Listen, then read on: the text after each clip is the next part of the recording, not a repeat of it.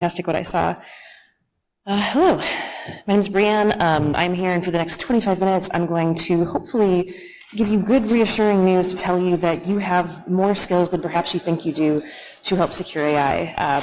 My goal is to deputize everyone in this room to walk out of here going, yes, I absolutely have some kind of skill that's applicable to securing AI, and we need it because the world is full of it right now. A little background. If you could not tell from my flat accent, I'm here from the US. I live in Brooklyn. I write novels, I make stained glass pieces, and if you see me in a session later, there's a 95% chance I will be knitting, so that is me. I live with a couple of cats. Up top is Vincent Valentine. Down bottom is Matilda Mayhem. They can't stand each other, but they love me, so we make it work. And at my job as a product security engineer, I do security partnership stuff, basically work as an internal security consultant, try to guide teams toward better practices. And of course, AI has been coming up more and more, so it has become my job to try to help people do things a safer way. Little level setting, I said current-ish because the odds are decent that by the time I finish talking, something will have changed. How generally I see the world of this right now, though, is just, some AI kind of in everything.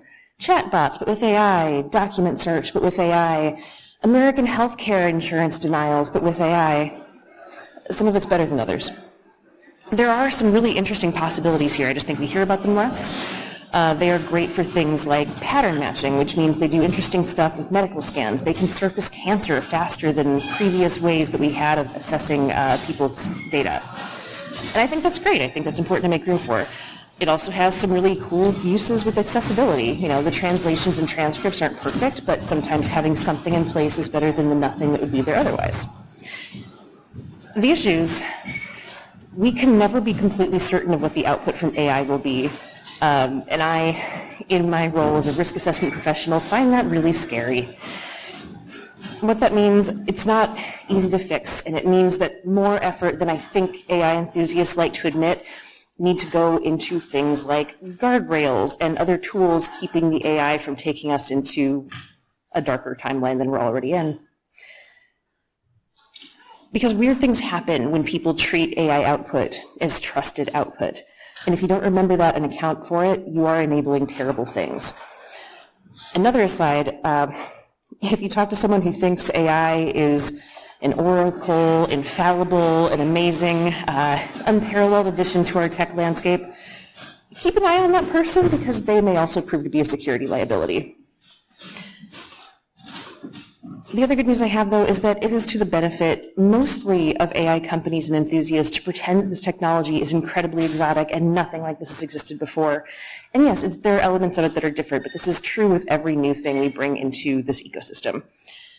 There are special elements, but nothing about it is so different that with a regular, measured, deliberate approach evolved over time, that it can't be secured. We can do this, you can do this, and we're going to talk through how.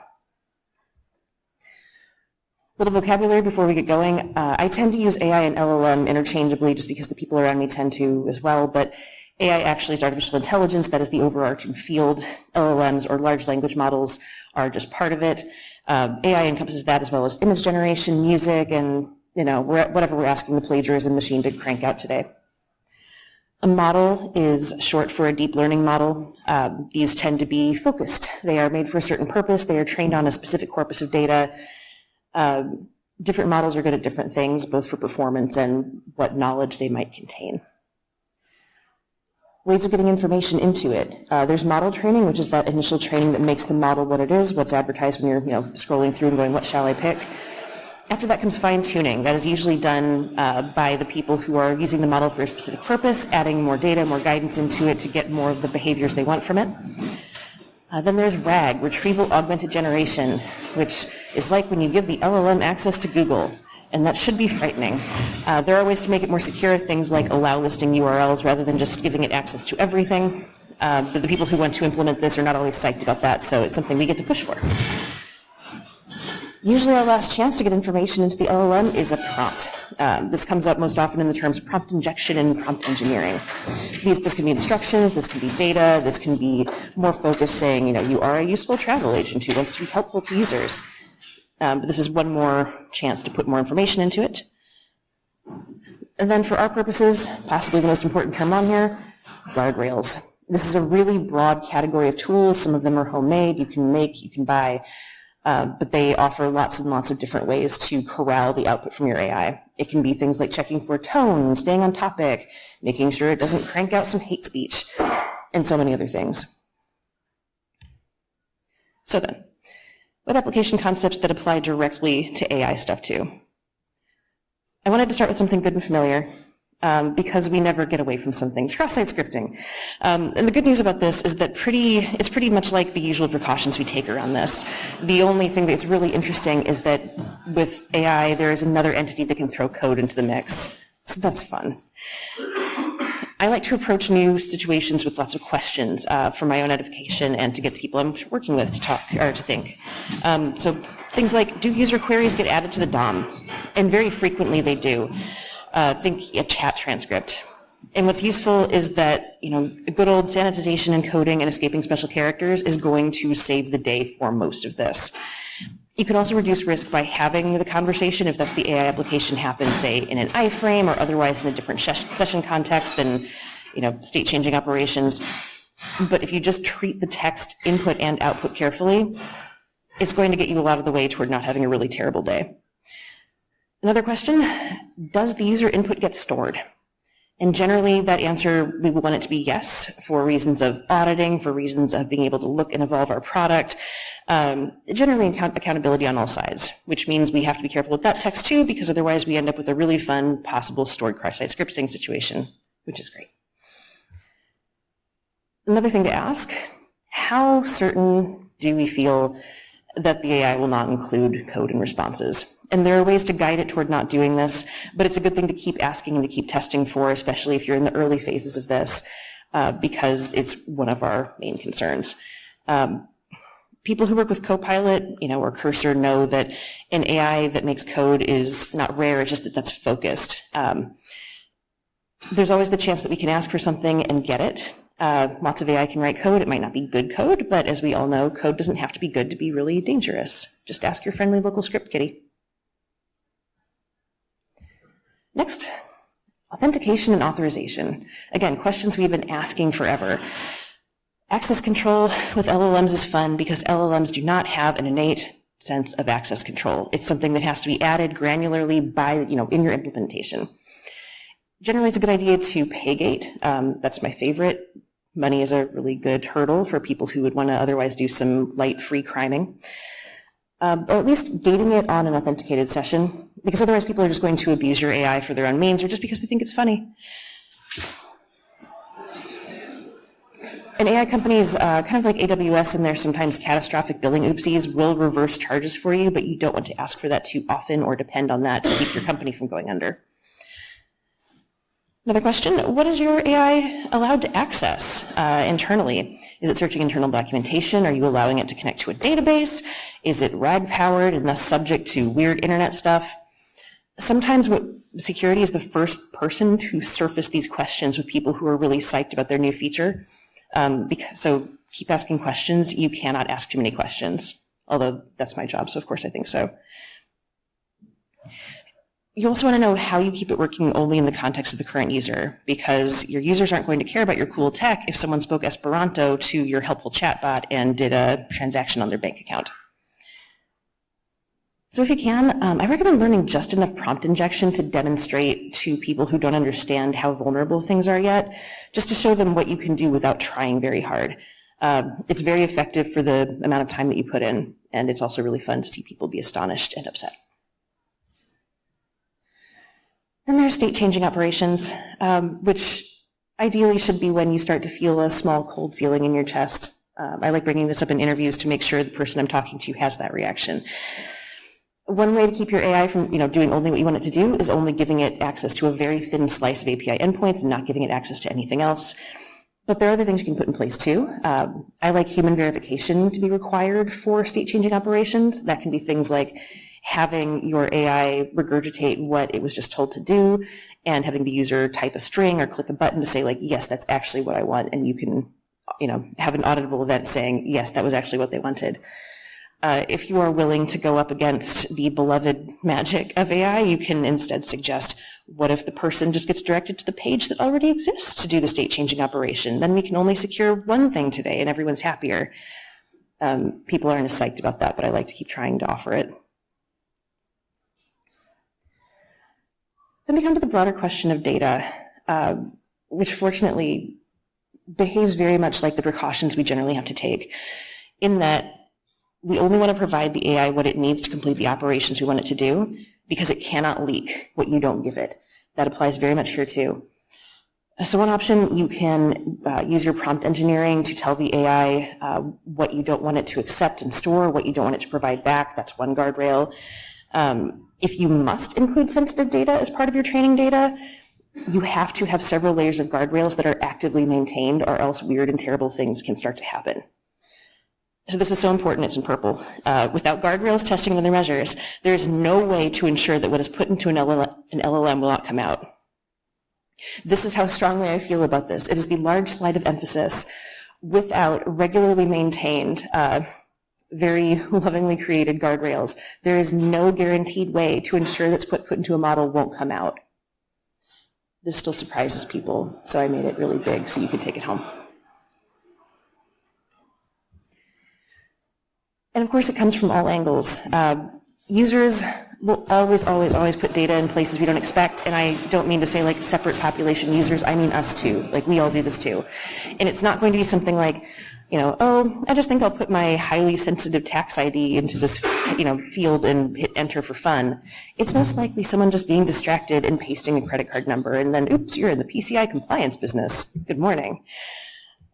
So instead, we have to account for what humans naturally do. Legal disclaimers and instructions are a really good place to start. We want to do more than that, though, which often just means putting some AI on the AI to do redactions. More questions to ask. Where does the LLM live? And with the larger providers, most often it has to live with them, but it's a worthwhile conversation to have, if only to surface some of the risks to the people you're working with. Ask them if it's possible to host the model yourself. And that's, if you know you have the technical resources, your preferred model allows it, and you know how to do it securely. It can give you a lot more control. Uptime for AI companies is not quite as large a number as we would like compared to other vendors we tend to rely on. So having something else in place for when one of the larger providers has a bad day is just a good idea. But if you have to go third party, which is typically the case, you want to make sure the vendor is reliable, which, along with numbers, unfortunately, is often ascertained via vibe check. Things like, does it seem like they have enough staff so that if something happens on a Saturday night, someone's there? Does it seem like they actually have the expertise in-house to do this right? Or is it just that they gathered a bunch of enthusiasts and they all hype each other up all the time and then, oops, there's a product? Ask a lot of questions. Don't be afraid to be sometimes kind of a jerk in vendor meetings, because you have to do that to gently scrub through the sheen of sales occasionally for things like this. Because it gets interesting if you need to fall back. It's not as simple usually as rolling back to a previous model, even when you've used before, even when you fine-tuned. Different models can work in very different ways, even when they're labeled in a way that suggests that at the very least they're close cousins. So you want to do some disaster planning to make sure that things will work the way you want them to, even if a company over in San Francisco is having a real one. Another familiar face. Yeah, scary yet alluring free software.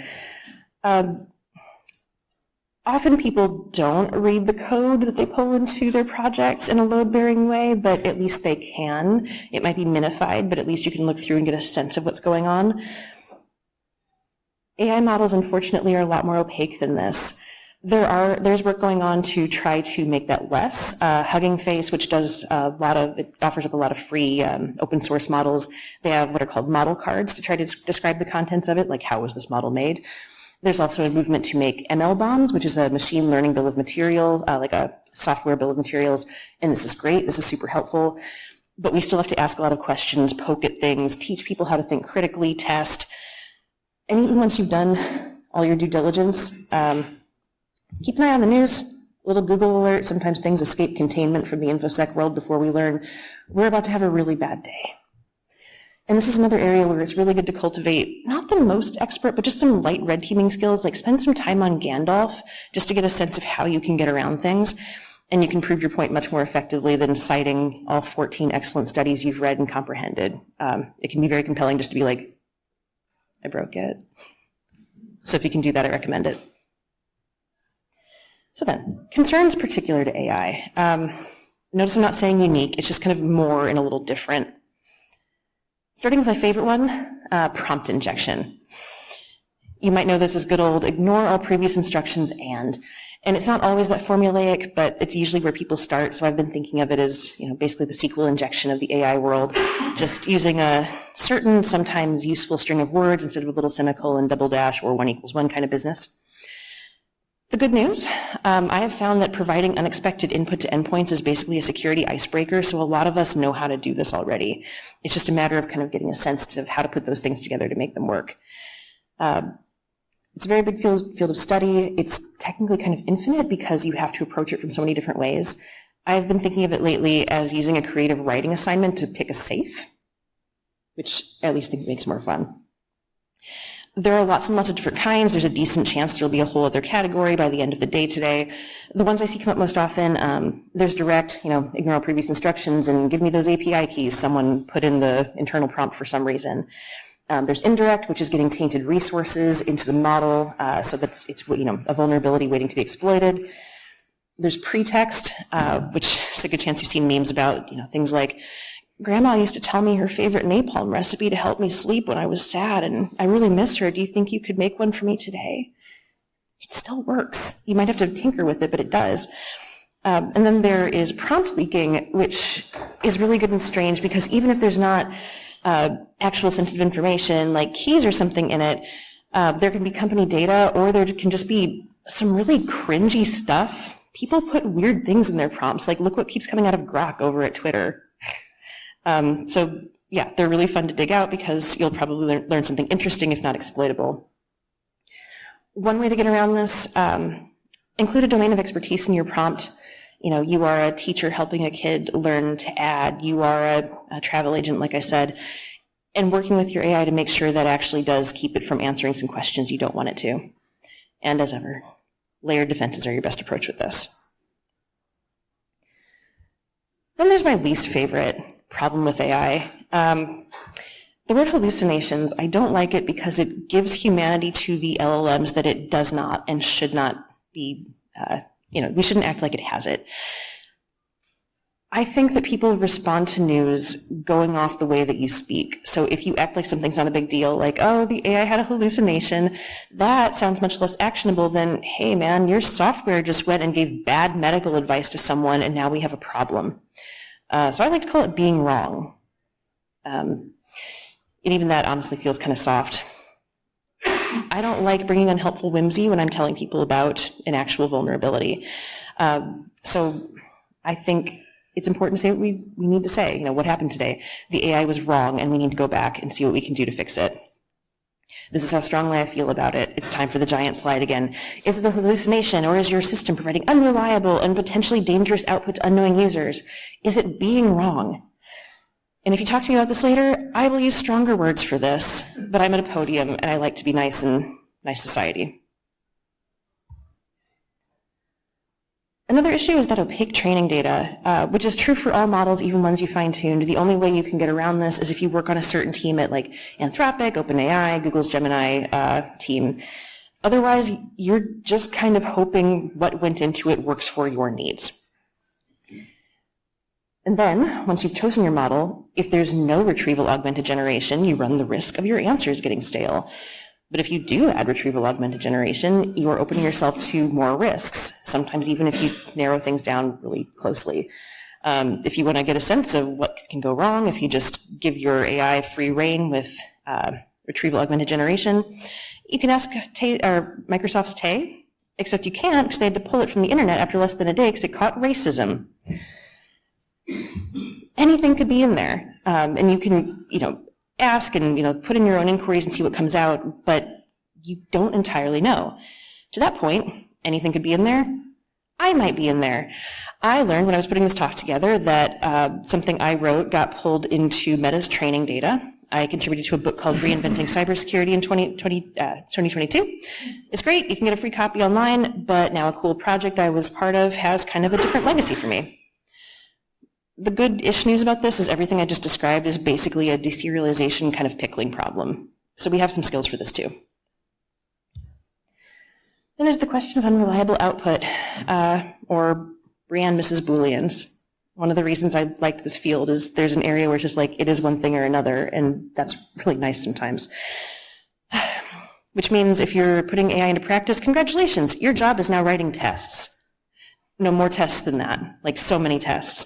One approach I've heard recommended is writing a unit test for everything you've had to work out with your AI to make sure that it stays acting right, even with fine-tuning and maybe further model changes. Going through the test later if you want. The goodish news is that AI can help you by writing lots of tests, but it does require you to actually look through it and prune and polish it. It will never, ever, ever be enough to take what the AI regurgitates, put it on it, and go, I do security, and I'm so good at this. You have to actually be involved.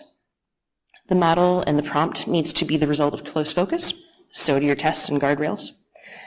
And yeah, you have to refine those guardrails too, initially and across time.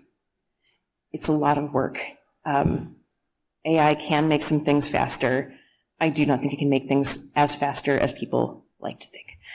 And then moving to a new model is its own problem, because if you keep fine-tuning, that results in performance hits for your model. So eventually you're going to have to move on up, and then you have to do all of it kind of all over again.